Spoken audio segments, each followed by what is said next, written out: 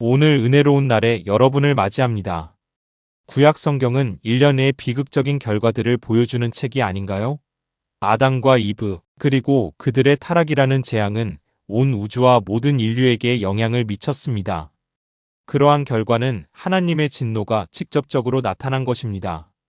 도대체 무엇이 우리로 하여금 복음에 대해 그토록 부끄러워하게 만드는 걸까요? 나는 여러분 가운데서 예수 그리스도와 그가 십자가에 못 박히신 것 외에는 아무것도 알지 않기로 결심했습니다. 성경 갈라디아서 6장 7절을 펴십시오. 속지 마세요. 하나님은 조롱받지 않으십니다. 사람이 무엇을 하든 그 일을 그대로 거둘 것이다. 자기 육신의 살에 의지하는 자는 육신으로부터 썩음을 거두리라. 그러나 성령에 의지하는 자는 성령으로부터 영생을 거둘 것이다. 사도 바울은 여기서 자명한 진리를 선언하고 있습니다. 그것은 자명하다. 논쟁의 여지가 없습니다. 뿌린 대로 거둔다. 그건 간단하면서도 절대적으로 사실입니다. 농업 분야의 예시는 더 이상 설명할 필요가 없습니다. 뿌린 대로 거둔다. 하지만 바울은 농업에 대해 이야기하고 있는 것이 아닙니다. 그는 영적인 삶의 영역에 대해 이야기하고 있습니다. 그리고 그는 육체의 죄를 심으면 부패를 거둔다고 말합니다. 그것은 불가피하다. 그리고 그 단어는 원래 그리스어에서 쇠퇴, 파멸, 죽음 또는 파괴를 의미합니다. 그러므로 육신에 심으면 썩음과 부패와 파멸과 죽음과 멸망을 거두게 될 수밖에 없습니다. 반면에 성령에 심으면 영생을 거둡니다. 전 세계 모든 사람들이 그 둘 중 하나의 씨를 뿌리고 있다. 죄악된 육신으로 향하든 의로운 영으로 향하든 그 결과는 절대적입니다. 육신에 심으면 부패를 거둔다는 것에 대해 이야기해 봅시다. 죄에는 결과가 따른다. 이는 개인적인 결과를 초래합니다. 이는 신체적인 결과를 초래합니다. 이는 인간관계에 영향을 미칩니다. 이는 국가적인 파급 효과를 가져온다. 이는 전 세계적인 영향을 미칩니다. 그리고 무엇보다 중요한 것은 이는 개인적인 결과뿐 아니라 궁극적으로 영원한 결과까지 초래한다는 점입니다. 모든 사람이 저지른 모든 죄는 심판받을 것입니다. 그리고 현재 세계 정세 속에서 사람들은 저에게 똑같은 질문을 계속합니다. 상황이 나아질 거라고 확신하시나요? 그게 바로 문제입니다. 미래에는 더 나은 삶이 있을까요? 우리에게 희망이 있을까요? 이것이 앞으로 세상이 나아가야 할 방향일까요? 제가 드릴 수 있는 유일한 답변은 이것입니다. 이것은 절대적인 법칙입니다. 충분한 사람들이 끊임없이 육신의 욕망에 죄를 심으면 피할 수 없는 일종의 부패가 축적됩니다. 피할 수 없는 일이다. 하나님은 심고 거두는 법칙을 거스르지 않으실 것이다. 세상은 육신과 죄에 완전히 지배당하고 있기에 부패, 쇠퇴, 파괴, 몰락, 그리고 죽음이라는 결과를 피할 수 없습니다. 상황이 나아질까요? 즉각적인 대답은 아니오입니다. 아니오. 아주 분명한 이유가 있습니다. 사람이 뿌린 대로 거두는 법인데 죄를 뿌리면 부패를 거둔다. 그러면 너무나 많은 사람들이 죄를 뿌리게 되고 그 결과 부패의 수확이 엄청나게 커지게 됩니다. 욥기 4장 8절을 보면 엘레바스가 이르되 내가 본 바에 따르면 악을 심는 자는 재앙을 거두느니라 라고 되어 있습니다. 그것이 바로 수확물입니다.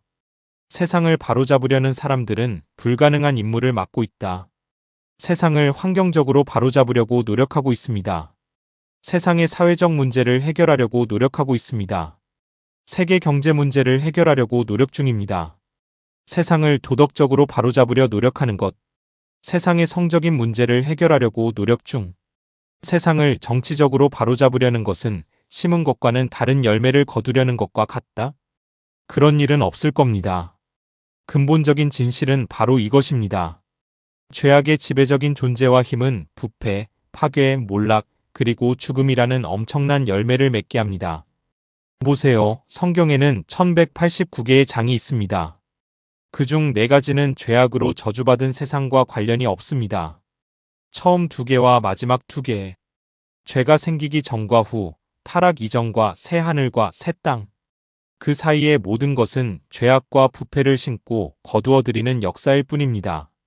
저는 여러분이 이것이 성경에 얼마나 흔하게 선언되어 있는지 이해하기를 바랍니다. 그러니 잠시 귀 기울여 들어보시고 여러분 자신의 경험을 떠올려 보시고 예를 들어 구약 성경을 읽어보는 것부터 시작해 보세요. 구약 성경은 일련의 비극적인 결과들을 보여주는 책이 아닌가요? 아담과 이브의 타락으로 온 우주와 모든 인류에게 영향을 미친 재앙부터 카인과 아벨의 비극, 족장들과 모세의 삶, 이스라엘 민족 왕들, 제사장들, 심지어 일부 예언자들과 이방 민족들에게 닥친 재앙까지 구약 성경 전체의 이야기는 죄와 타락에 대한 이야기입니다. 죄에는 필연적인 결과가 따른다. 잠깐만 들어보세요. 잠언에 나오는 몇 가지 내용을 말씀드리겠습니다. 어디인지는 밝히지 않겠습니다. 그냥 여러분이 들어보시도록 할게요. 악을 행하는 자들은 자기 피를 기다리며 숨어 있다. 그들은 스스로 목숨을 끊는다.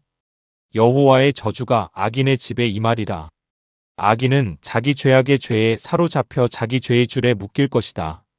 나에게 죄를 짓는 자는 스스로에게 해를 끼치는 것이요. 나를 미워하는 자는 모두 죽음을 사랑하는 것이다. 악인의 수명은 단축될 것이다. 악인은 자기 악행으로 말미암아 몰락할 것이다. 잔인한 사람은 스스로에게 해를 끼친다. 악인은 기만적인 보수를 받는다. 악을 추구하는 자는 스스로 죽음을 자초할 것이다. 악인은 반드시 벌을 받을 것이다. 악을 구하는 자에게는 악이 임할 것이다. 악인은 재앙으로 가득 차 있다. 악은 죄인을 타락시킨다. 죄인에게는 역경이 끊이지 않는다. 악인의 집은 멸망할 것이다. 거짓말을 하는 자는 망할 것이다. 행실을 소홀히 하는 자는 죽는다. 악인들의 폭력이 그들을 끌어낼 것이다. 이것은 잠언서 전체에 걸쳐 나오는 내용 중 극히 일부에 불과합니다. 그것들은 우리가 이해해야 할 격언들입니다. 뿌린 대로 거둔다는 말은 정말 끊임없이 되풀이되는 말이죠. 그리고 덧붙이자면 뿌린 대로 거두는 법이지만 너 혼자만 거두는 건 아니야. 결국 모든 사람들이 그 부패한 수확에 휘말리게 된다. 그렇다면 신약 성경은 어떻습니까? 로마서 1장을 펴십시오. 우리에게 매우 익숙한 부분입니다. 로마서 1장 18절 말씀입니다. 하나님의 진노가 하늘에서부터 나타나 모든 불경건과 불의를 행하는 자들에게 임하느니라. 그들은 진리와 불의를 억누르는 자들이니라. 제가 여기서 소개하고 싶은 것은 바로 이것입니다. 죄에는 결과가 따른다. 그리고 그것들은 그러한 결과를 초래하는 어떤 중립적인 우주 법칙이 아닙니다. 그러한 결과는 하나님의 진노가 직접적으로 나타난 것입니다. 이는 불의로 진리를 억누르는 모든 불경건과 불의한 사람들에 대한 하나님의 진노가 하늘로부터 드러나는 것입니다. 당신은 모든 사람이 하나님에 대한 진실을 억누르는가? 라고 묻습니다. 물론이죠. 왜냐하면 하나님에 대해 알려진 사실들이 그 안에 분명히 드러나 있기 때문입니다. 하나님께서 그들에게 그것을 분명히 보여주셨기 때문입니다. 세상이 창조된 이래로 하나님의 보이지 않는 속성, 즉 영원한 능력과 신성은 창조된 만물을 통해 분명히 드러나 이해될 수 있으므로 그들은 변명할 여지가 없습니다. 그들은 하나님을 알면서도 그분을 하나님으로 인정하지도 감사하지도 않았습니다. 그러나 그들은 사변에 있어서 봉건적인 사고방식에 빠졌고 그들의 어리석은 마음은 어두워졌다. 스스로 지혜롭다고 주장했지만 그들은 어리석은 자가 되어 썩지 않는 하나님의 영광을 버리고 썩어 없어질 사람과 새와 네 발 달린 짐승과 기어다니는 생물의 형상을 섬겼습니다. 세상의 모든 거짓 종교는 하나님에 대한 공개적인 반역이며 창조 세계에 드러나 있고 인간의 이성으로 이해할 수 있는 하나님의 계시에도 어긋납니다. 그것은 단지 죄 때문에 발생하는 현상이 아닙니다. 일어나는 일은 죄로 인해 발생하는 것이 아닙니다. 그것은 신이 가져다 준 것이다. 이는 하나님의 진노이다. 그 진노는 하나님께서 사람들을 내버려 두신다는 것을 의미합니다. 이것이 바로 씨 뿌린 대로 거둔다는 법칙입니다. 그들은 정욕을 심었다. 그분은 그들을 마음속의 정욕과 음란에 내버려 두셔서 그들의 몸이 그들 가운데서 수치스럽게 되게 하셨습니다. 그건 성도 착증이에요. 그들은 하나님의 진리를 거짓으로 바꾸고 영원히 찬양받으실 창조주 대신 피조물을 숭배하고 섬겼습니다. 아멘. 이러한 이유로 하나님께서는 그들을 타락한 정욕에 내버려 두셨습니다. 그들의 여성들은 자연스러운 기능을 부자연스러운 것, 즉 동성애로 바꾸어 버렸습니다. 마찬가지로 남자들도 여자의 본래 역할을 버리고 서로를 향한 욕망에 사로잡혔다. 남자끼리 음란한 행위를 저지르고 그 잘못에 대한 합당한 처벌을 직접 받는 것. 에이즈. 에이즈는 단순히 어떤 바이러스 때문만은 아닙니다. 하나님께서는 그것을 자신의 진노의 행위로 사용하신다는 것입니다. 그들은 더 이상 신을 인정할 필요가 없다고 여겼다. 28절은 이렇게 말합니다. 하나님께서 그들을 타락한 마음에 내버려 두셨으므로 모든 불의, 악, 탐욕, 악행, 시기, 살인, 다툼, 속임수, 악의 험담, 비방, 하나님을 미워하는 자, 오만한 자, 교만한 자, 자랑하는 자, 악을 꾀하는 자, 부모에게 불순종하는 자, 분별력이 없는 자, 믿을 수 없는 자, 사랑이 없는 자, 자비가 없는 자가 되었습니다. 그들은 이런 일을 행하는 자는 죽음에 마땅하다는 하나님의 율례를 알면서도 그런 일을 행할 뿐 아니라 그런 일을 행하는 자들을 마음껏 칭찬합니다. 제가 여러 언론 인터뷰에서 말했듯이 우리 문화는 마치 제리 스프링어 쇼의 전국판처럼 사람들이 타락을 비웃는 것 같습니다.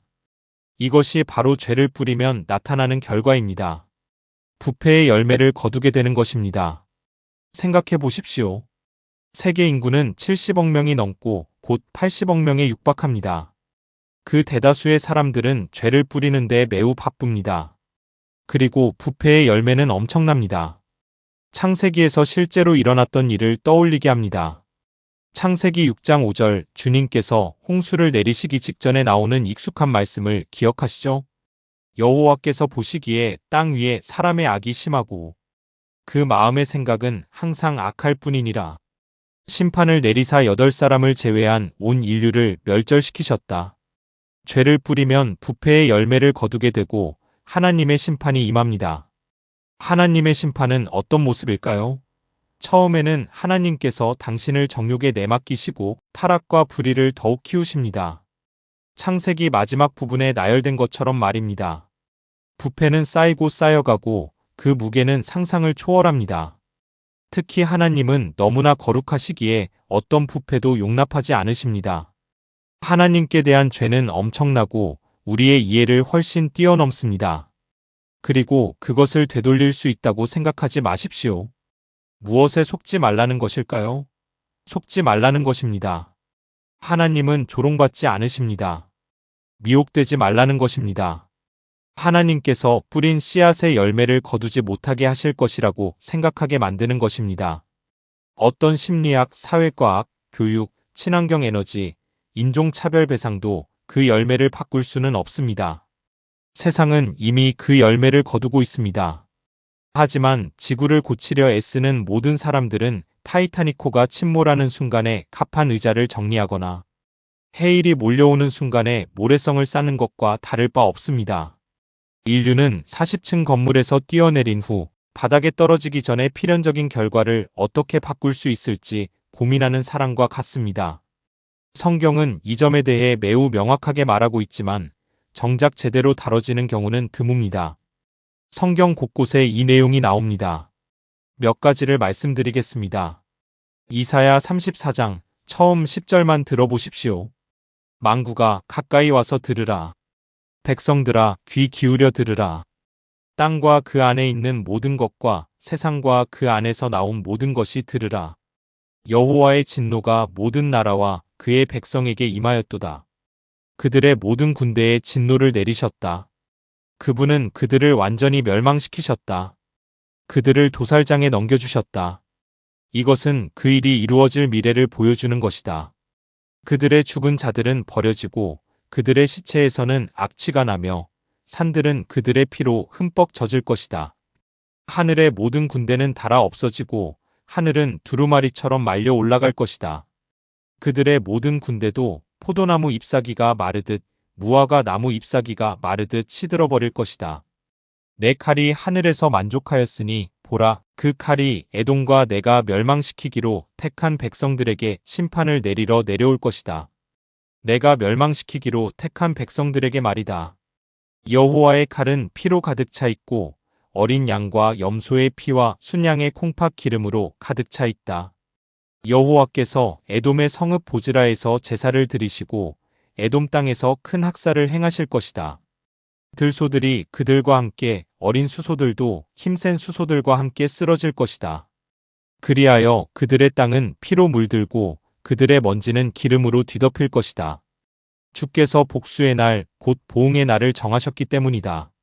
그 강물은 역청으로 변하고 그 흙은 유황으로 변하며 그 땅은 불타는 역청이 될 것이다. 밤낮으로 꺼지지 않을 것이다.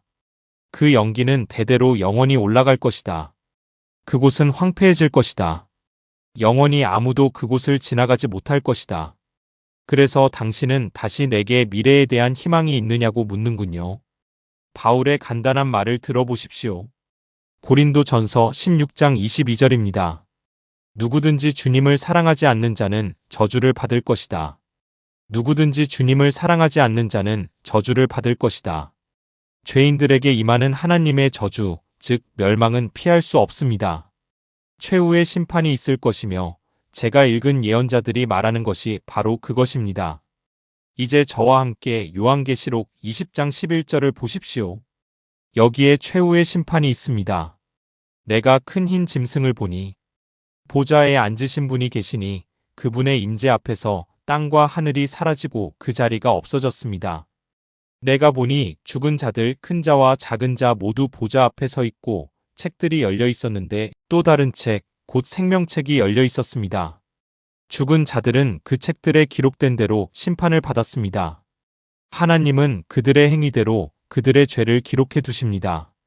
바다가 그 안에 있는 죽은 자들을 내놓았고 사망과 음부 곧 무덤도 그 안에 있는 죽은 자들을 내놓았습니다. 그들은 각자 자기 행위대로 심판을 받았습니다. 온 세상도 그들의 행위대로 심판을 받을 것입니다. 그들은 항상 죄를 심었고 항상 썩음을 거두었습니다. 그리고 사망과 음부가 불못에 던져졌습니다. 이것이 둘째 사망, 곧 불못입니다. 생명책에 이름이 기록되지 않은 자는 누구든지 불못에 던져졌습니다. 영원한 형벌입니다. 영원한 형벌입니다. 바울은 누구든지 주님을 사랑하지 않는 자는 저주를 받을 것이다 라고 말했습니다. 그 저주는 영원한 형벌입니다. 그것이 다가올 심판입니다. 자, 그리스도인으로서 우리는 무엇을 해야 한다고 생각하십니까? 우리는 부르심을 받은 일을 해야 합니다. 그것은 사람들이 예수 그리스도를 믿도록 복음을 전파하는 것입니다.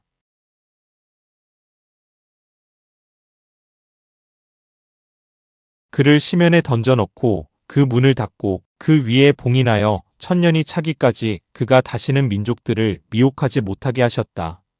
그러면 그는 잠시 동안 석방될 것입니다. 내가 보니 보좌들이 있고 그 위에 앉으신 분들이 계시는데 심판하는 권세가 그들에게 주어졌더라. 예수의 증언과 하나님의 말씀 때문에 목베임을 당한 자들의 영혼을 보니 그들은 짐승을 경배하지 않았고 이마와 손에 표를 받지 않은 자들이었습니다. 그들은 다시 살아나 그리스도와 함께 천년 동안 통치했습니다. 저곳이 바로 왕국입니다. 왕국은 얼마나 오래 지속될까요? 1000년. 당신은 그게 1000년을 의미하는 건가요? 라고 묻습니다. 만약 그게 1000년을 의미하는 게 아니라면 그게 무슨 뜻인지 말해줘야 할 텐데 1000년이라고 적혀 있다고 해서 내가 그걸 믿을 리는 없잖아요. 그러므로 그리스도께서는 1000년 동안 통치하실 것입니다. 그리스도께서는 1000년 동안 통치하실 것입니다. 잠시 시간을 내어 앞으로 어떤 일이 벌어질지 말씀드리겠습니다. 예언자들이 말했듯이 그것은 우리가 모두 기다려온 세상입니다. 구약 성경의 예언자들에 따르면 세상에는 보편적인 정의와 평화가 실현될 것입니다. 세상에 군대가 남아있지 않게 되면 모든 전쟁은 멈출 것이다. 세금이 내려갈 것입니다. 범죄율이 크게 감소했다. 풍부한 강우량. 이사야는 풍족한 음식과 가축을 묘사하고 있다.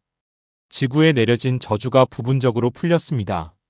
죽음은 여전히 존재하겠지만 100세까지 사는 사람들은 마치 어린아이처럼 죽을 것이다. 이스라엘 땅은 정원이 될 것이다. 올리브산이 갈라지면 강이 생겨날 것이다. 예수님이 그 강물을 치시면 그 강물은 사막으로 흘러가 정원처럼 꽃을 피울 것입니다. 가난과 고통, 불평등은 사라질 것입니다. 동물 생성 방식이 변경될 것입니다. 사자가 어린 양과 함께 누울 수도 있고 아이가 뱅굴에서 놀 수도 있다. 놀라운 일들이네요. 이 모든 내용은 구약 성경의 예언서에서 찾아볼 수 있습니다. 지구는 이제 평평해졌고 한 곳만 높이 솟아올랐습니다. 예루살렘. 예루살렘은 높임을 받을 것이다. 스가랴 14장. 온 세상은 낙담하고 예루살렘은 높아질 것이다. 이사야 2장, 미가 4장. 주님께서 땅을 회복시키시는 모습은 정말 놀랍습니다. 낙원을 되찾았습니다. 낙원이 되찾아졌다. 1000년 동안 공평함 속에 정의가 존재할 것이다. 우리의 임무는 그 일을 피상적인 방식으로 하는 것이 아닙니다. 우리의 사명은 복음을 전파하는 것입니다. 왜냐하면 오직 예수님만이 다가올 진노에서 사람을 구원하실 수 있기 때문입니다. 1000년이 끝날 무렵 21장과 22장에서는 그분이 새 하늘과 새 땅을 창조하신다고 기록되어 있습니다. 현재의 우주는 창조되지 않았습니다. 베드로후서에서는 그것이 마치 뜨거운 열처럼 녹는다고 말합니다.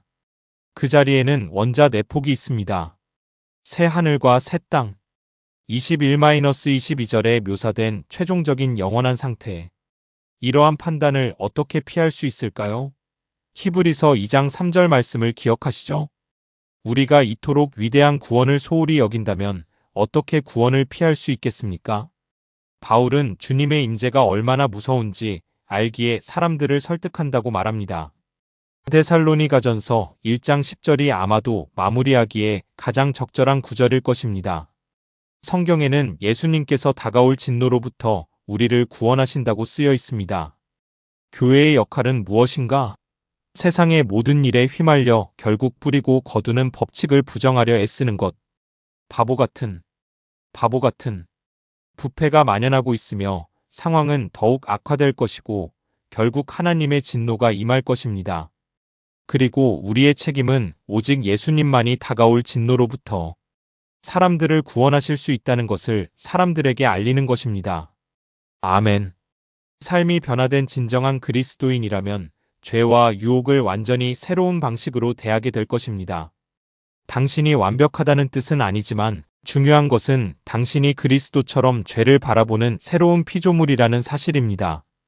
존이 쓴 죄로부터의 자유라는 학습 안내서에서 그는 로마서 6장과 7장을 심도 있게 연구하며 유혹을 이겨낼 수 있는 다양한 방법을 제시합니다. 이 가이드는 소규모 그룹 스터디나 개인 성장에 매우 유용하며 감사합니다.